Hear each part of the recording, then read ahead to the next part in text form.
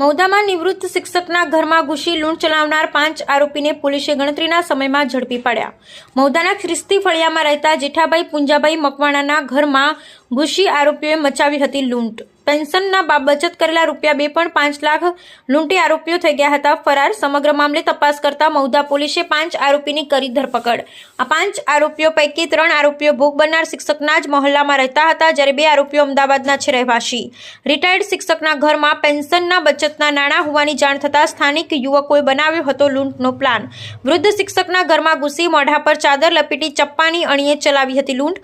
પોલીસે technical source અને human સોર્સના મદદથી સોલ્વ કર્યો ગુનો। આરોપીના નામ એક કિરીટ બાબુભાઈ મકવાણા રહે મૌદા, બીજા દેવ ઉર્ફે દેવો સંજયભાઈ બારૈયા રહે મૌદા, ત્રીજા નિલેશ અશ્વિનભાઈ પરમાર રહે અમદાવાદ, ચોથા પાનવ ભરતભાઈ તારાજી રહે અમદાવાદ, પાંચમા હર્ષ ઉર્ફે સની અશોકભાઈ ગોહિલ રહે મૌદા। સંવેદનશીલતા અને સક્રિયતા અમારા મૌદા ટાઉન પીઆઈ ગોહિલ છે એ ખૂબ જ સંવેદનશીલ અને સક્રિય અધિકારી છે।